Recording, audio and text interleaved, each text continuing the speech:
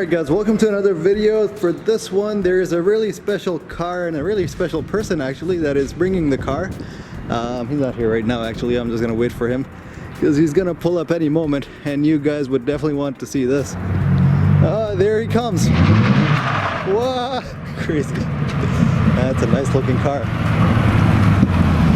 Peter, how's it going? Oh! My I already have the camera running.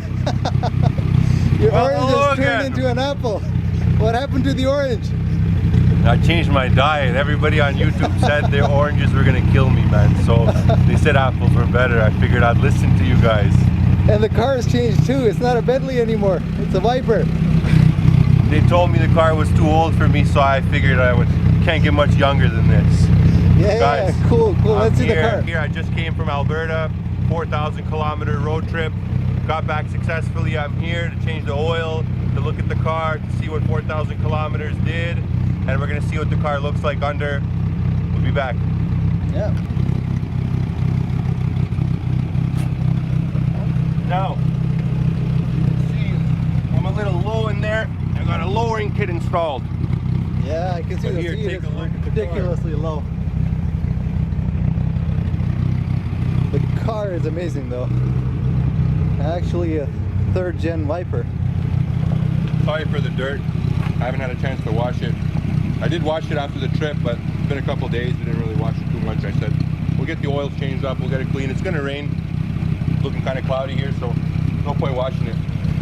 But yeah, so basically, it's a 2003 Dodge Viper. It's got 61,000 miles on it right now, so that's about 102,000, 103,000 K.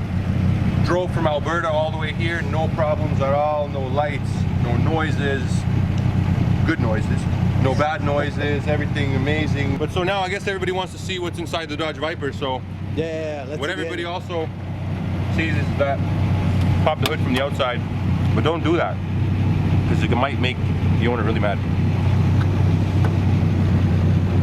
What the hell is it? Look at that. V10 engine. Tell us about the engine, Peter. Vibrates quite a bit. Definitely wouldn't pass. Yeah, this wouldn't happen on the Bentley. No, this wouldn't happen on the Bentley, but it'll heat it up. It'll heat it up. Oh, there we go. No. Still eats the apple. Let's pull the car in, put it on the lift it up, and then yeah, see what we have to do on it today.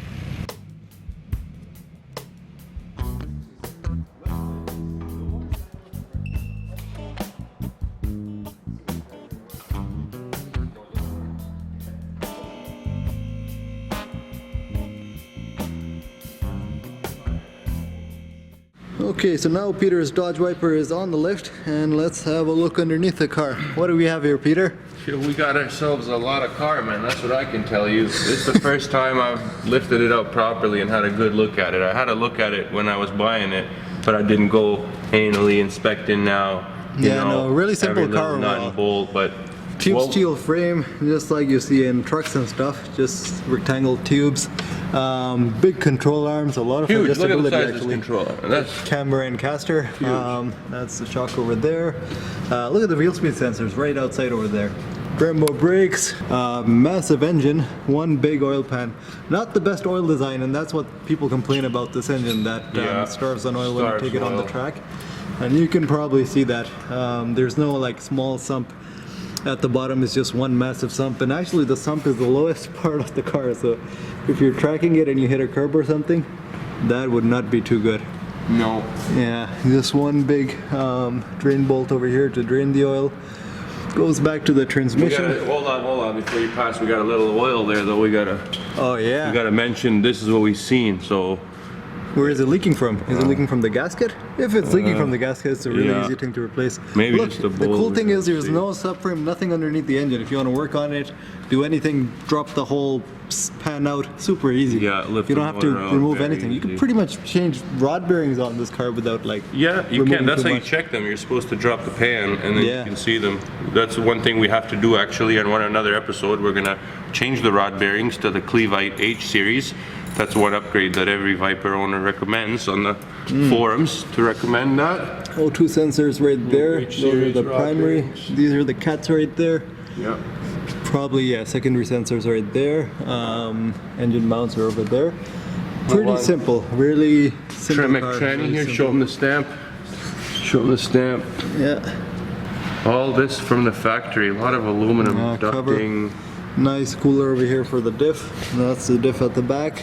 2 axles. Look at the size of the Go drive back to shaft. the- Show him the drive shaft. Show him the size of this thing. aluminum drive shaft. Look Show at them all the the size of aluminum that. welding. Much better than my aluminum welding, that's for sure.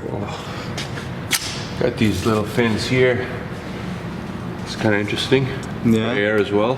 I think probably for the brake cooling. Yeah. At the front they have the proper brake coolers, so like these vents that lead air to the brakes. At the back I think they've just put that little piece of aluminum for the brake cooling. Yes, it's more of a control arm cooler. Yeah. And we Again, got a these lot of control arm adjustability bushings. or alignment there.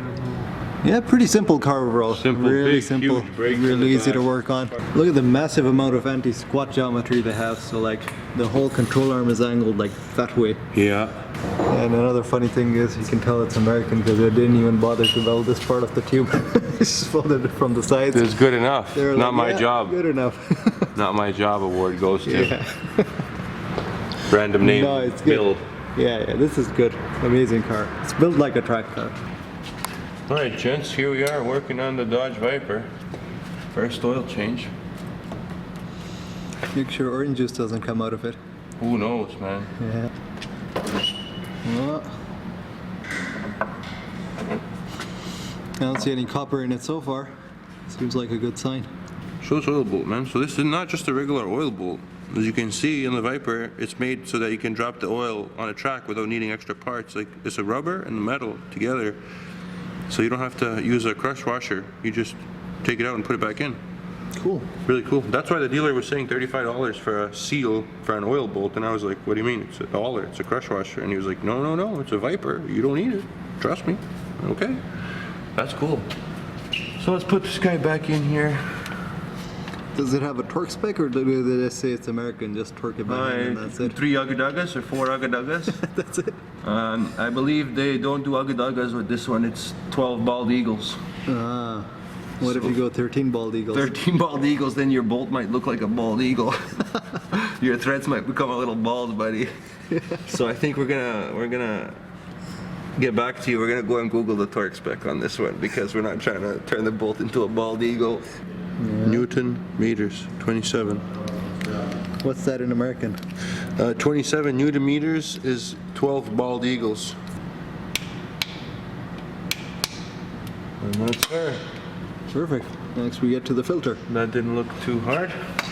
The filter, conveniently enough, is located right over there. Just take that one off, put the new one on. And that's it. Oil change on a Dodge Viper done. Oh, there we go.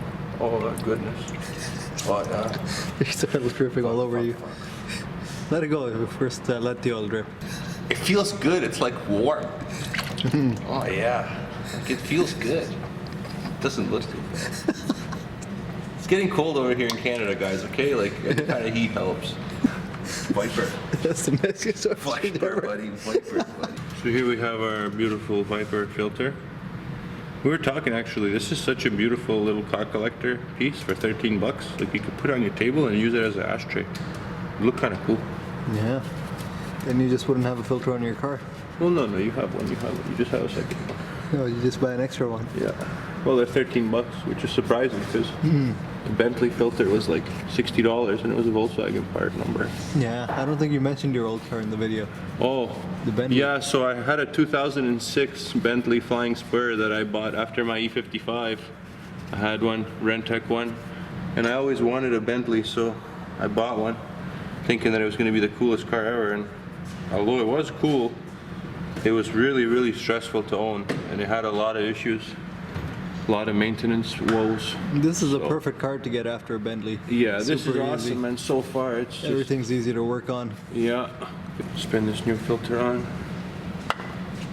We put a little oil on the filter there, so it seats nice.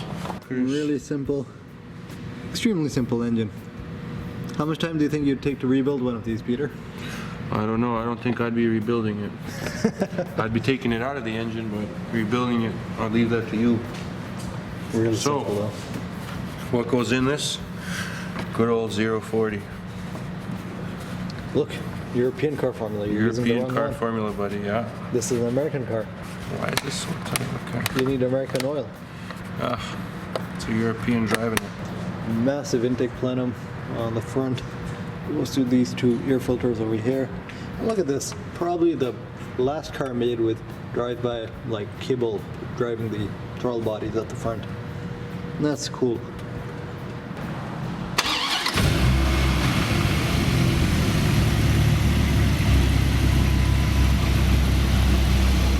Okay, so the oil is all changed on the wiper. Now we just got to put it down and take it out for a bit of a test drive.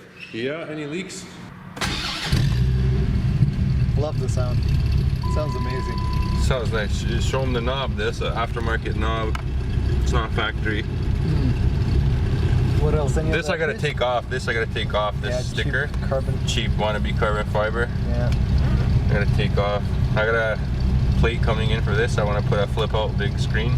I was thinking of just redoing this in actual carbon fiber, Oh, cool. like yeah, that would be actual nice. carbon fiber overlay, Yeah. and then as well as here, I Carbon I fiber started there taking too. it apart here. Yeah, I gotta take the oil, these bolts off the. Crazy how long the hood is when you're sitting over here. Oh, definitely. See all those hood vents and everything.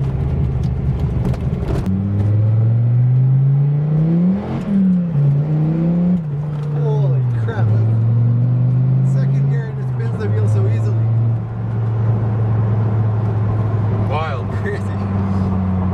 Yeah, and the Viper will bite you if you don't know what you're doing. Yeah, for sure. There's a reason half of them are totaled. You gotta respect the car and it will give you respect. Any traction control or no? Repeat that? Any traction control? Something you keep saying there just doesn't make sense. I just don't understand it. There's no traction control. I understood everything but the traction control part. This car doesn't compute. Control what? Traction control? No. Nothing. There's no traction to control here. The only thing that you have to control the traction is yourself and your hand and your brake. Crazy. This car would be fun at the track. Oh yeah. You need to know what you're doing though. You have to know what you're doing. Crazy.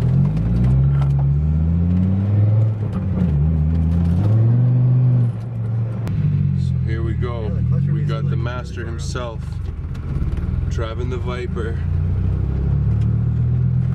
Oh, almost stalled. You're in third, man. Oh, really? Yeah, third? that's why you're stalling it. Ah, You're in shit. third, Chief. Third, it leaves that easy. Starting in third. I didn't even feel that. That didn't even feel like third. Yeah, you're in third, brother. That's why I'm like, wait. That's fourth. Yeah, now you're in fourth. Holy crap. Really torquey engine. What happened to your hand? Yeah, I was working on an X6. That's what happened. BMW X6. X6. Got a few stitches. X6 stitches. Yeah. Stay American, folks. I guess I'll push it a little bit here. Maybe in second. Put it in second so that way after 3,000 RPM when you floor it, you can see the shifter move. True. We're trying to figure out what's the... Crazy. Second. Oh, yeah, it's giving 3,000 squirrely. RPM and just, yeah. So now look, give it, watch it. Give the gas, you see? Amazing how good the response is. Like no turbo lag, nothing at all. So watch what we're trying to figure out. We're trying to diagnose this. Just don't bolt it out of this turn here. All right. Yeah. Oh fuck. It moves quite a bit. It's crazy.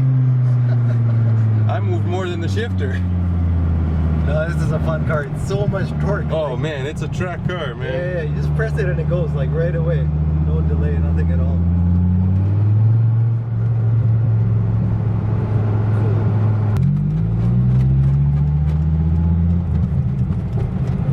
Shift lock, shift lock. Oh, see? Ha ha ha ha, Mr. Khan just found out what shift lock is. From stop, in first gear, you have to hit 2,000 RPM before you can go into second. The arrow lights up. So go to a stop, Yeah. and then go to a full stop again, and then put it into neutral, and put it into first.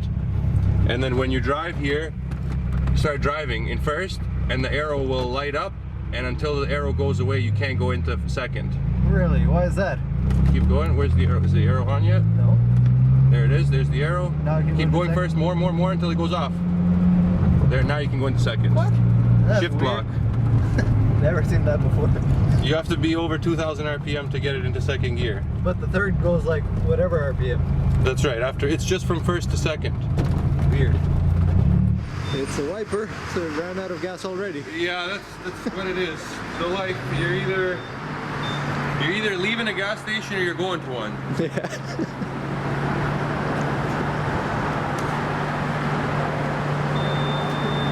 But it is fun and it's worth It's definitely all the worth it. smiles Yeah. per gallon you get. So what better way than to experience this beautiful gloomy Canada day with the top down. So first you got to put the release, this little button, the release in the back, you got to push that and then you got to pull that. Yeah, all the way. Perfect. Now push the top up just a little bit, just a tiny bit. No, that's too much. Now take the key and press the trunk button on the key. No, the trunk button. Yeah, you gotta open the trunk. Over the trunk. We got the trunk open. All right. So now, take the little hook, pull it back. No, the metal hook there, the metal hook. Yeah, and then pull the roof up a bit. Yeah, that's it.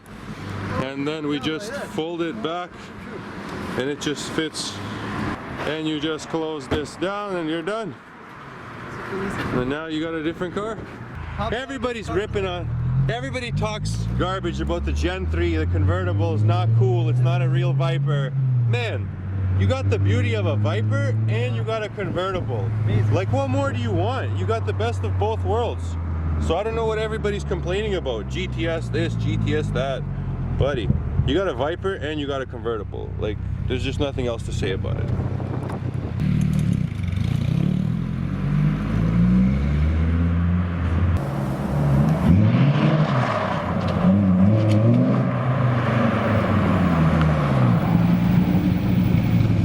Amazing. Love it. What a car, man. Yeah. But no, I need the clutch pedal, I think, pushed a little more. We got to make some kind of custom bracket forward because when I was trying to do that little launch to like to pop the clutch and dump it, to do that little slide, like my foot comes all the way here. Pedal box. I think that's the best thing. Yeah, yeah. Otherwise, I would have to just like throttle drift it. Peter is a little too tall for his car. I'm 6'5", but.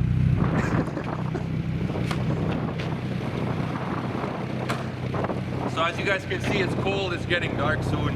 We finished up the oil change, we checked the car out. I'm so happy that the car is really good condition. Everything turned out amazing, drives amazing. I brought it to the best shop in Toronto, XF Motorsports, guys. To everybody, thank you for watching. We're gonna go and have a lot of fun with this car down the road next summer. You guys are gonna be part of everything. You're gonna see the car in person. Thank you everybody again, and we'll see you in the next episode. Peace out. Yeah. So that is going to be everything for this video. The black Dodge Viper has left the shop, but I am back to work on this black CL65 AMG. This is the full V12 bi-turbo top model from Mercedes, making 600 something horsepower.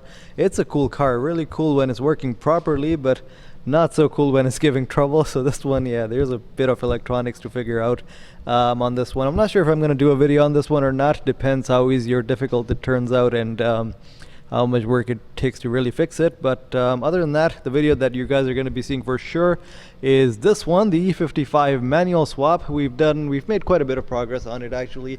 Everything is back together, the drive shaft, the manual transmission sitting over there, and pretty much everything. Yeah, the only step left on this car is just the clutch pedal, putting the clutch pedal in, and then we will actually be able to take this out for a test drive, and I cannot wait for that.